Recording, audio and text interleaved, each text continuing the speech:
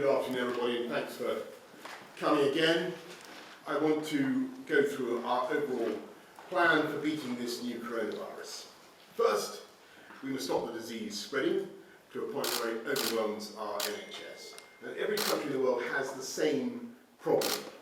This is a disease that is so dangerous and so infectious that without drastic measures to check its progress, it would overwhelm any health system in the world. And I've used the Italian health system. It is excellent. And the problem is not with the health systems, it's the numbers of sufferers.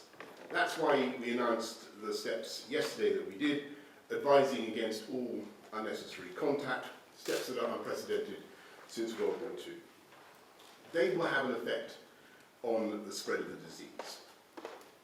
The shielding of vulnerable groups will also reduce suffering, and I want to thank everybody at this stage for what we're all doing to follow this advice. I stress that although the measures announced are already extreme, we may well have to go further and faster in the coming days to protect lives and the NHS. Secondly, we're doing all we can and as quickly as we can to increase the capacity of the NHS. That means more testing, more beds, more ventilators, and more trained staff. It means greater support for NHS and other staff.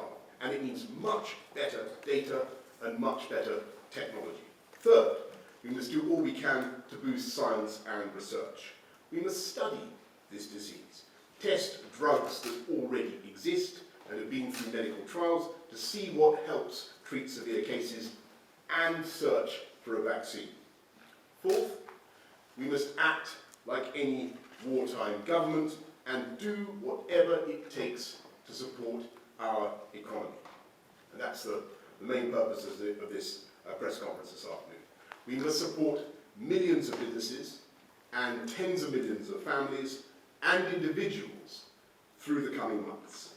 And to do that, the government machine must and will respond with a profound sense of urgency.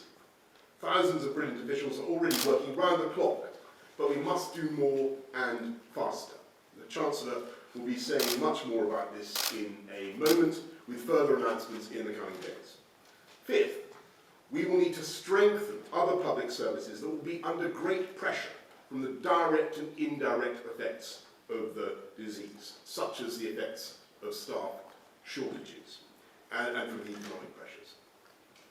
All institutions will be under great pressure, and we will therefore invest hugely in the people that we all rely on. And again, I want to thank all our public servants for what they are already doing. Ultimately, to beat this crisis, we will need a combination of better science, technology, medicine, data, government, operations, economic support, learning from other countries, and social support. As time goes on, we will learn more and more about the disease and the effects of our actions. And while we need national unity, we also need international cooperation. And although we now need to impose physical distance between ourselves, we must at the same time have closer social support for each other. Yes, this enemy can be deadly, but it is also beatable. And we know how to beat it, and we know that if, as a country, we follow the scientific advice that is now being given, we know that we will beat it. And however tough the months ahead, we have the resolve and the resources to win the fight. And to repeat, this government will do whatever it takes. I'll now hand over more on that to Rishi Sunak, the Chancellor of the Exchequer. Thank you, Prime Minister. Good afternoon, everybody. The coronavirus pandemic is a public health emergency, but it is also an economic emergency. We have never in peacetime faced an economic fight like this one. I know that people are deeply worried. I know that people's anxiety about the disease itself is matched only by their anxiety about their livelihoods. Last week, I set out an initial economic response in the budget. I promise to do whatever it takes to support our economy through this crisis, and that if the situation changed, I would not hesitate to take further action. And that is what I want to begin doing today. This struggle will not be overcome by a single package of measures or isolated interventions. It will be won through a collective national effort. Every one of us doing all we can to protect family, neighbours, friends, jobs. This national effort will be underpinned by government interventions in the economy on a scale unimaginable only a few weeks ago. This is not a time for ideology and orthodoxy.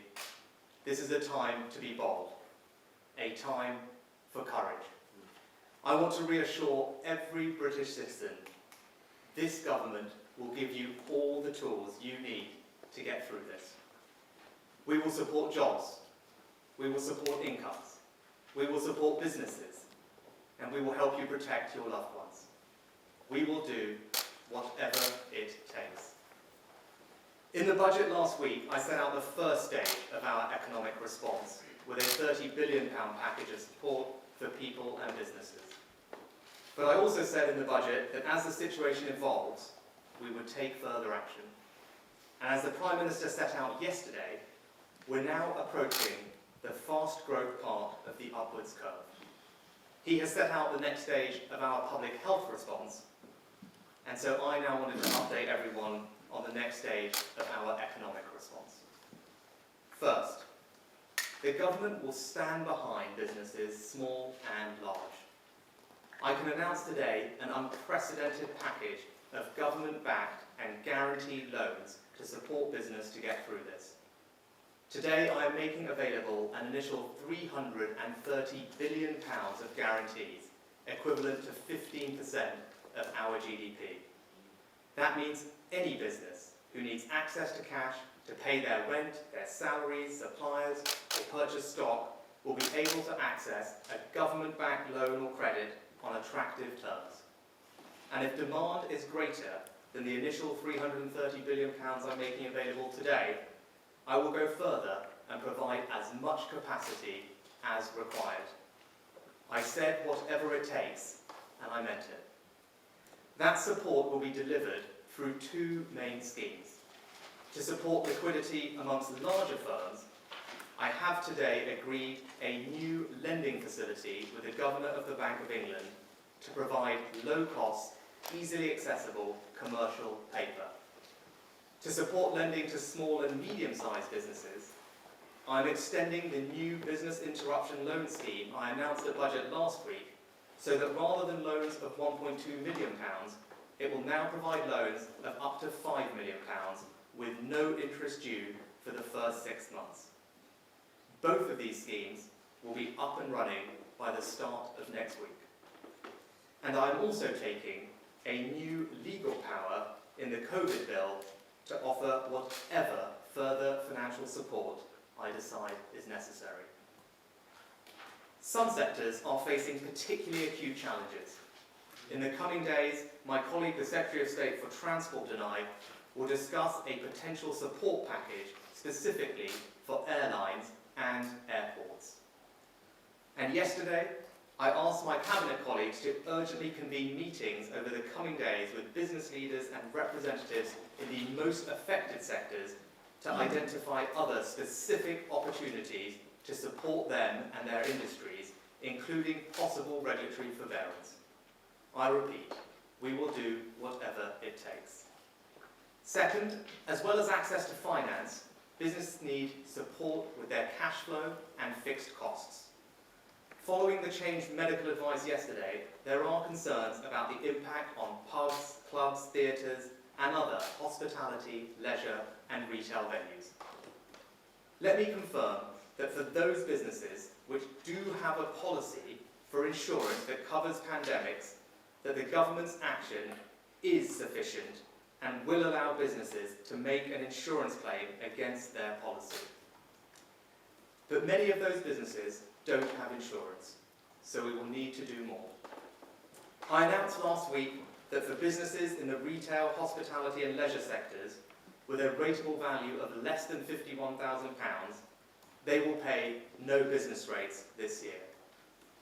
Today, I can go further and provide those businesses in those sectors with an additional cash grant of up to £25,000 per business to help bridge through this period. Additionally, I am also extending today the business rates holiday to all businesses in those sectors, irrespective of their rateable value.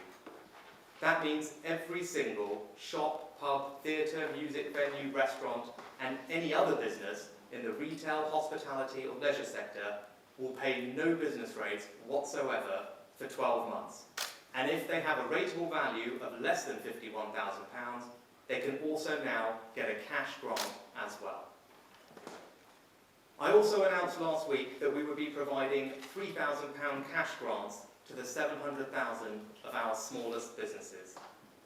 In light of the new circumstances and to support their cash flow, today I can increase those cash grants to £10,000. Taken together, on top of the unlimited lending capacity I've already announced, this is a package of direct support to businesses through tax cuts and grants in this financial year worth more than £20 billion. And that comes on top of the existing multi-billion-pound package I set out at budget, which included reimbursing small and medium-sized companies for the cost of statutory sick pay. Local authorities will be fully compensated for the cost of these measures, and the devolved administrations will receive at least £3.5 billion in additional funding as a result of these measures to provide support to businesses in Scotland, Wales and Northern Ireland. I repeat again, we will do whatever it takes. Third, I will strengthen our support for peoples and individuals.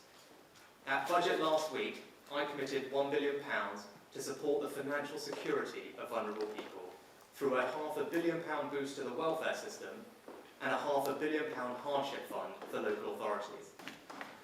Following discussions with the industry today, I can announce that for those in difficulty due to coronavirus, mortgage lenders will now offer a 3-month mortgage holiday so that people will not have to pay a penny towards their mortgage costs while they get back on their feet.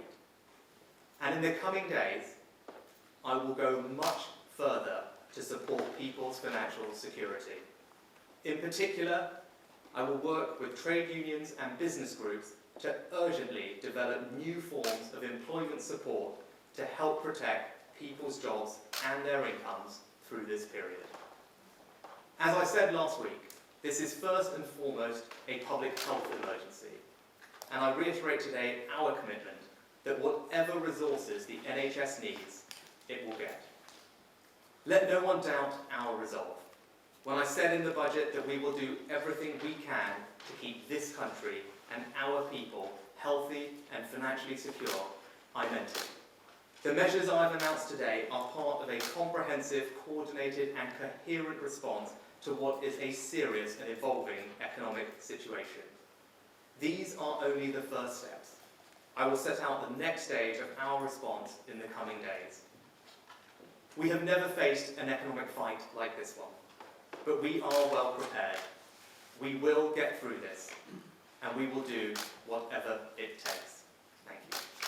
Thanks very much, Rishi. Patrick, is there anything you want to add at this stage? We'll thank you very much. We'll just go straight to questions then. Is Laura Kuto, yes, please, Laura Kuto from the BBC. Thank you very much. Chancellor and Prime Minister, you've just announced a vast package of support, but I know that you said the loan scheme should be up and running next week. You said you'll have more measures to come up in the coming days, but can you guarantee to firms who need to pay wages now and families who worry about paying the rent now that they will not lose out while you work through the details of what comes next? And a question, if I may, to Sir Patrick, obviously the scientific advice changed dramatically in the last couple of days, but do you have any regrets about not taking more draconian measures sooner? Well, just on the first point, Laura, which was to me and to Rishi, be in no doubt, the state is asking people to do something to make very considerable changes to their lives, and it is only right that, or that the state should stand behind people as they make those changes. And that's what a government, that's what a society is there to do, is there to look after people through thick and thin, and to make sure that we get through this together, and that's what we're going to do. If I just add, Laura, you're absolutely right that people should have access to the support they need as quickly as possible. That's why when all the interventions that we designed at budget and today, we've had in our mind the ability to execute and operationalise them as soon as possible. There's no good having measures which sound brilliant but ultimately can't be delivered in time given the pace of what we're dealing with. What I would say for people who urgently need help is to do two things. One is to talk to their local authorities if they're in a particularly vulnerable position. Local authorities are well placed to provide direct support through their assistance schemes, and as we announced at budget last week, an extra £500 million is going to local authorities to supplement the support that they already give. And with regards to their creditors and banks, we have had extensive discussions with the banks who understand the situation that people are in, and will, they have assured me, provide flexibility to those people in those circumstances and understanding. In answer to the second question, we laid out at the beginning the package of measures that would need to be looked at, and we said they need to come in at the right time and they need to come in the right combination.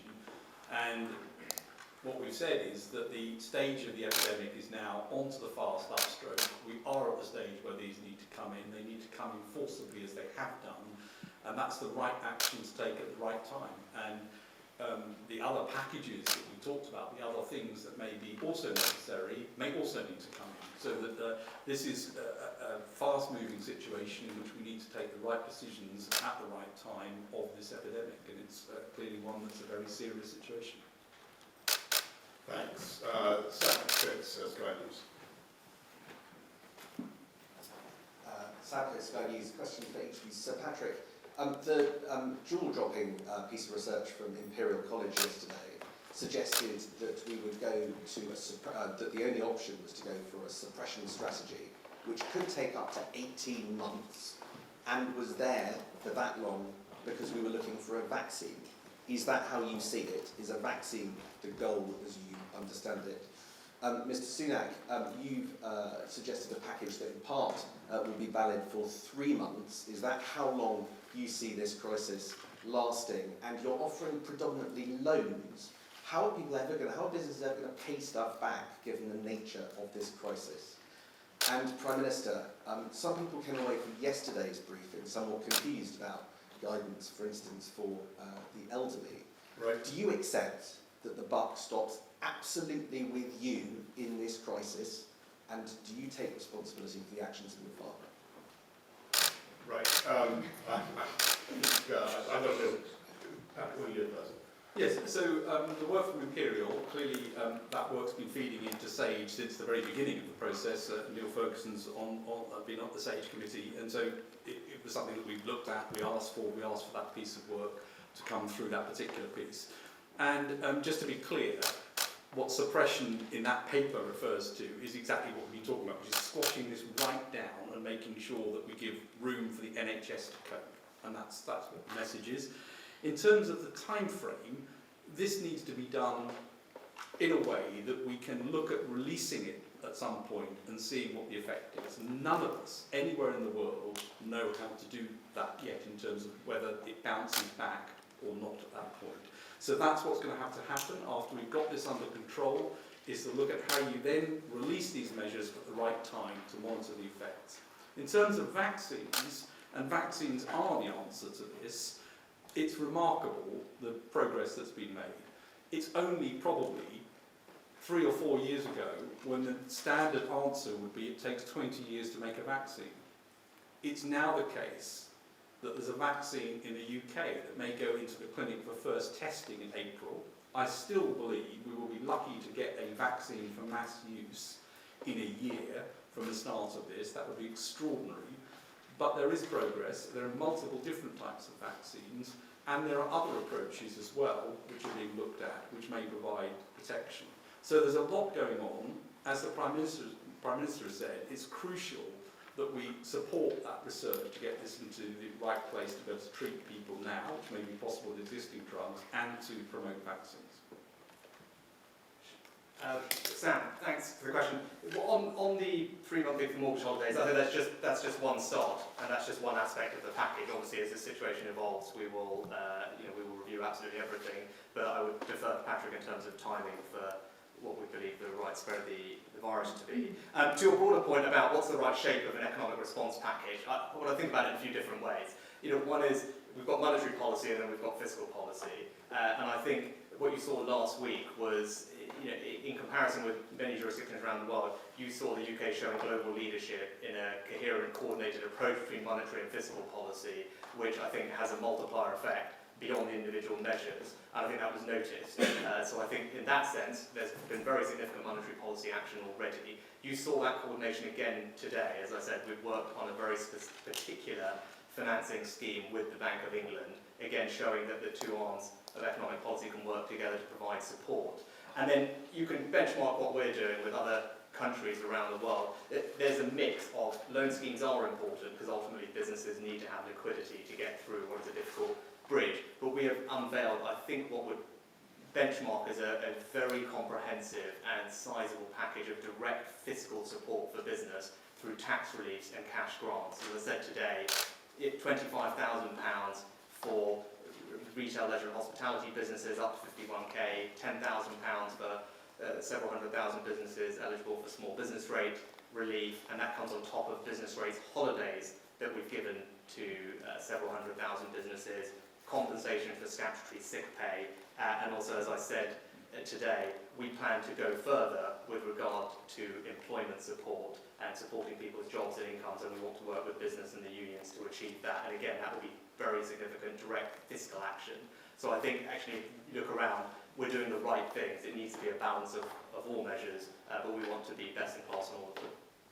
Yeah, fine, Sam. Of course the buck stops with me, and I take full responsibility for all the actions that this government is taking, all the decisions we're taking, difficult though many of them are, and all the advice we're giving to everybody. And what I'd say to people who are thinking about this advice, the more we follow the advice of our scientific and medical advisors, and the more closely we do what they tell us to do, the better our chances collectively of slowing the disease, of protecting the NHS, and of saving life. And also, of course, the better we can protect our NHS, the less economic damage there will ultimately be. And of course people care about pubs, and they're right to care about pubs and restaurants. But that is why we're announcing the package, the extraordinary package that Rishi has just unveiled today. That is the way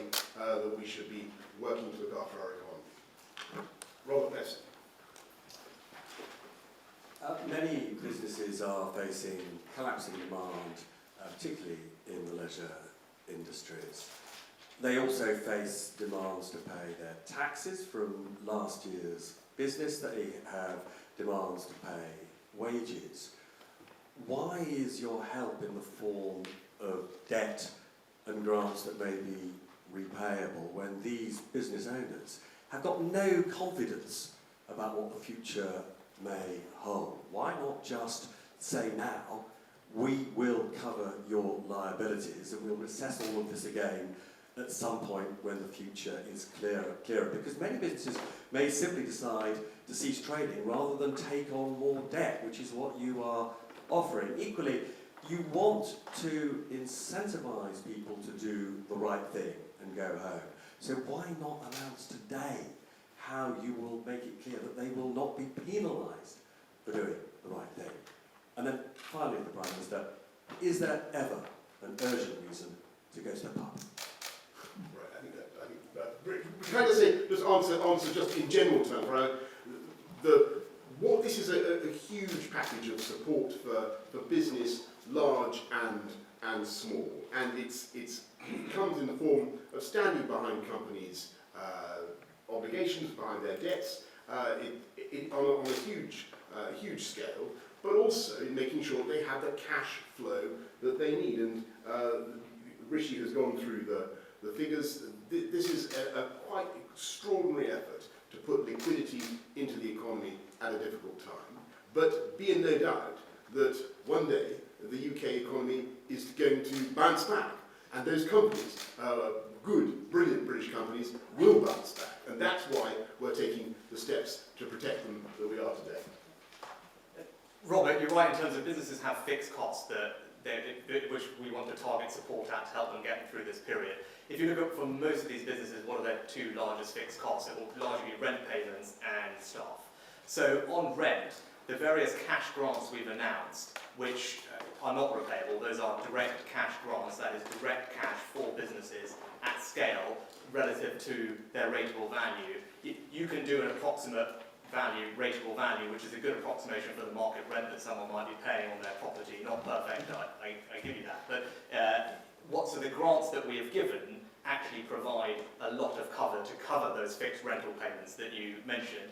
And when it comes to employees, in terms of people not being penalised for doing the right thing, the steps that the Prime Minister already announced and I followed up with in the budget last week made improvements to how SSP works and indeed how ESA works and indeed the types of people that it covers so that no one is penalised for doing the right thing. They can get access to the welfare or benefits or SSP they need from day one. If they're self-isolating, even though they're asymptomatic, that is covered under those provisions as well. But what I did say today as well, the other fixed cost, which is the cost of people, we want to look at and we want to develop with business and the unions a bold and ambitious employment support package because we want to provide businesses with the security that some of that fixed cost we can help with because that ultimately is good for the individual because it means their income is secure for a period. It's good for the business because it doesn't have to go out of business, and it's good for preserving the job. So as the Prime Minister said, we will get through this, and on the other side, to ensure that what was a temporary shock doesn't become a permanent shock, we want to preserve those jobs. So there are options that are out there to do that, but we will work urgently with unions and business to figure out the best possible solution. But between the cash grants to help on the rateable value and then a package on employment support, I think we will address the two largest fixed costs, the fixed liabilities that you talked about that businesses have. Thanks. Jason Groves, Daily Mail. Thank you, Jason Groves from the Daily Mail. Chancellor, there will be people who are being laid off today and freelancers having their contracts cancelled. Would you ask firms to take a moment and look at this package before taking those sort of decisions? And Prime Minister, you've spoken about needing to possibly make more extreme measures in the coming days and weeks. A lot of people are very confused about schools today. Parents have taken their kids to school this morning. They were told last night by you that they shouldn't mix with their friends, they shouldn't stop for a chat in their street, but their kids can go to school, mix with each other all day and come home. When are you going to close schools? Jason, I would say that to those businesses. There's many businesses that are quite frankly struggling right now. They haven't done anything wrong, they've seen what's happening, and they're seeing their revenues fall off a cliff, and they're anxious about what to do. But what I would say is the package of support that we announced last week, the new measures that I've announced today, with more to come, hopefully should provide reassurance to all those businesses that support is on its way in various forms. We are going to help them get through this. So they don't need to rush into decisions quickly. They can talk to their banks, they can look at all the support that we've outlined today, see what they're eligible for, and make decisions based on that. And I think working collectively through this together, we will get through to the other side. But that's the reassurance that we want to provide for businesses. We don't want them to have to make those difficult decisions. We want to help them get through this. It's better for them, it's better for the economy, and it's better for people's jobs. Oh, and on schools, I understand completely where people are on schools, and we're keeping that under continuous review. Francis Elliott, Times. Thank you. Sir Patrick, could you help us a little bit with what inputs to the model changed such that you changed or escalated the approach? Just take us through some of the thinking behind Imperial. Was it that more ICU capacity was needed than you could initially anticipated? Chancellor, the 20 billion figure, is that on top of the 30 billion figure? Is that completely on top of? And perhaps you could just say a little bit more about this employment support. Is this essentially the state meeting wage costs in full or in part?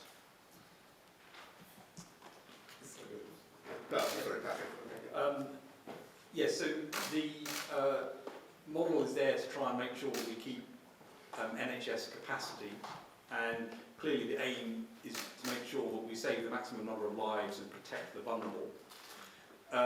The number of people who may require ventilation, or the proportion of people who might require ventilation, looks a bit higher because the oxygen on its own isn't working all the time, and therefore you have more people who may need to go onto a ventilator. So that's one thing that changes the model a little bit. And the second, but the main reason was not so much the change in the model itself, but the place we were in the epidemic, to say we need to get on and accelerate the moves that we wanted to make in terms of the implementation. So it was a mixture of timing, especially, as I said, London was a bit ahead, but also some of the model assumptions as to where you need to get under NHS ventilator and capacity. Ventilation. Sorry, Francis. Well, Sir Simon Stevens was asked repeatedly today whether he was confident that under the mitigation measures that are currently in place, there were sufficient ventilators and other ICU capacity to cope with that. Are you? Well, the model, the work we're doing, and by the way, these are models, so you've just got to be very careful about that. These are models. But the measures that will be put in place, which are very big measures as we're discussing, and they require all of us to do them, and I would like to thank everybody who is already doing them, because we need to do them. These are predicted to have a very major effect on the peak and to suppress it in a big way. And they're not trivial interventions. It doesn't mean that it won't be necessary to take more to get it there. Thanks very much. Heather Stewart. Oh, sorry. Yeah. Sorry. Yeah. Sorry. Francis, these are new, they're new measures or extensions of existing measures at the total cost, which we will outline the details and the guidance for shortly, is incremental. And to your point on what we're looking at, what we're trying to do is find a way to help businesses meet the fixed costs of their staff without having to let them go. Right, so what that will involve is some partnership working between all of us to see how best we can do that. There are models that are out there from other countries that you'll be familiar with. The challenge we have is to make sure, to answer to Laura's question earlier, is whatever we do, we need to make sure that it can work fast and quickly. And what we can't do is try and reinvent something or invent something from scratch that takes too long to get off the ground. So we'll need to work with the grain of what we've got, but we want to be ambitious in that regard because we want to provide security to people. We want to provide security to businesses that they don't have to make these difficult decisions. We can all get through this together. Thank you, X. Yes, sorry, Harry. Head Stewart from The Guardian. To the Chancellor, £330 billion is a very big number. Are you confident that you have the capacity, the bank does, the Treasury does, to make sure that businesses know about this scheme and to get money out the door on a timescale that people will need it if their businesses are to remain open? Can I also ask about food? So shoppers are arriving in supermarkets today to find shelves empty. You've tried exhorting the public to shop sensibly, and you've repeatedly said that you're talking to supermarkets about this to keep supply chains working. But what practical steps are you going to take to make sure we've all got the food we need to eat throughout these coming weeks and months? Heather, yes, we're confident we have the capacity. We've been working round the clock to make sure that we can deliver this as quickly as possible. And as I said, it should be up and running by the end of this week, start of next week. We will supplement that with an extensive retail campaign to make sure that all businesses are aware of what is available so that they can walk into their local bank branch next week and talk to somebody about the coronavirus business interruption loan that the government is guaranteeing and backing. That's our ambition. We want that. That's what we want to have happen.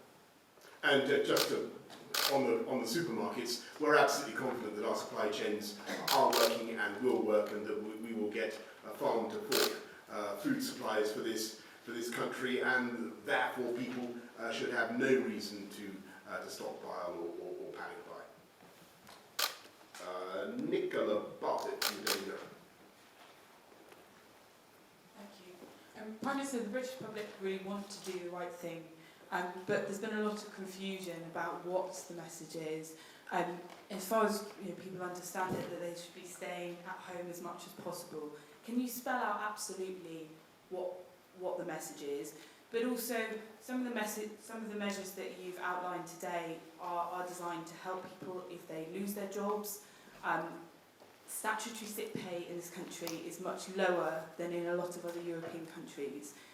Are you confident that there is enough support available for families who are worried about what seems to be a prolonged period, longer than potentially or initially envisaged? And finally, Prime Minister, You made a joke about a last gasp attempts to get ventilators. Is that appropriate language to be using in this kind of situation? Thank you. Well, first of all, on the advice that we're giving, let's be absolutely clear that what we want to do is stop the transmission of disease. And so what we're saying to the public is avoid all unnecessary contact that could involve the transmission of disease.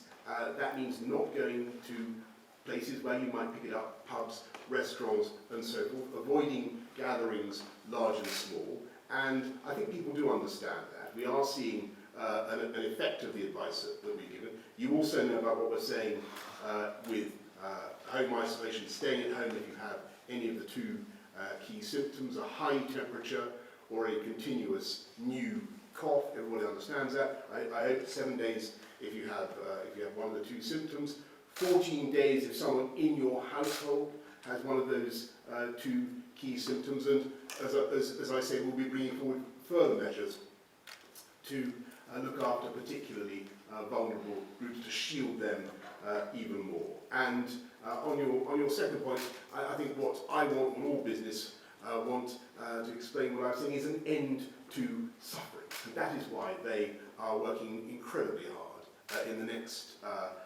few weeks, and we really only have a few weeks to build literally thousands of ventilators that this country will need. And it's an amazing, the British industry, manufacturers, are responding to this challenge with incredible energy and determination. George Barker, FD. Chancellor, you set out a wide-ranging series of measures to mitigate the effects of the virus on business. You'll see the US administration is talking about sending a cheque of $1,000 to every individual. Is there a case for a broader fiscal stimulus, maybe coordinated on a global basis? And to the Prime Minister, hearing earlier on about insurance companies and their obligations, are you speaking to the insurance companies, and do you think that they're doing enough to help their customers through this difficult period? George, yeah, with regard to fiscal stimulus, what it says, obviously we had a budget last week that unveiled a fiscal stimulus of about 1% of GDP, which at the time was significant. That said, not really forgotten. That said, of course we look at these things and we'll respond as the economy demands. In terms of coordination, both the Prime Minister and I are in regular contact with our counterparts across the G7 and the G20. You would have seen various communiques that have gone out to make sure that we can be as coordinated as we can on a range of different measures.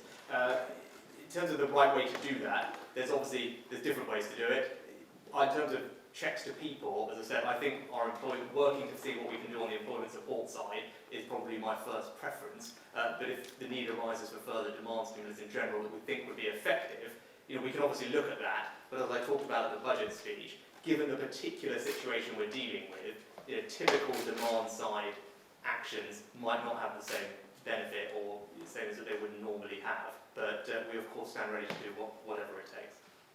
And sorry, on the insurance point, George. I think Rishi has been talking greatly to the insurers. But what we've done is to ensure that where people have policies that they say that the insurers might have said only involve a payout, where as it were, the insured party has been compelled to shut their business, whereas we've only urged people to stay away, and there's been some sort of quibble about whether or not to pay out. The insurers have stepped up to the plate and understood that they have to pay out to those businesses. But Rishi, do you want to? Yeah, no, that's that, and we've reached that agreement with them today. Thanks. Paul Ward. Paul Ward from HuffPost. Chancellor, first can I ask you, the Prime Minister last week said he wanted to level with people, that things would be bad in terms of deaths. Do you want to level with people today and say how bad things are going to be in the economy over the next 18 months? A lot of people are saying a recession is inevitable. Do you think one is inevitable, but that you're going to try and mitigate that as much as possible? And to you, Prime Minister, if you do close schools, what steps are you going to take to help children who are on free school meals to stop them going hungry? Paul, as I repeat what I said last week, which is even more clear today as a result of the actions that we're taking and how things have progressed, this will have a significant impact on our economy. That's what I said last week, I stand by that. But I also stand by what else I said is, this will be temporary. Right? We will get through this, and we will get through it together, and the steps that we're taking mean that we will emerge together on the other side, able to rebound back to confidence and economic activity. And that's why all the interventions that we're looking at are designed to provide that bridge through this, what will be a very difficult and challenging period, but get us through this period, and so that we can be there on the other side to emerge stronger thereafter. But yes, it will be significant, but that's why we're doing everything we're doing. We're doing whatever it takes to get through it, and things will be better in time. Thanks. Yeah, Paul, on free school meals, and as we come to the decision on schools, we will have obviously plans ready to go on that. Gavin Williamson, the Education Secretary, has a plan to make sure that parents with kids who are eligible for free school meals get the compensation or the treatment they need one way or the other. We certainly anticipated that. Can I think probably we should wrap it up now, because these are daily conversations, daily press conferences now, and I think Rishi has outlined a pretty big an important plan that I hope everybody has been able to understand and has been able to interrogate us about. Look, what we're doing is we're asking the public to do some pretty big things in the changes we're asking us all to make in our lives. And I understand the effect that is going to have on the economy. I just want to repeat that key message. The more sedulously, the more zealously, the more meticulously, the more scrupulously we can follow the scientific advice that we've been given, the better we will be able to protect our NHS, the more lives we will be able to save, and the quicker we will get through this experience, and the more strongly our economy will bounce back. But in the meantime, as you have gathered this afternoon, we are going to do whatever it takes. Thank you all very much.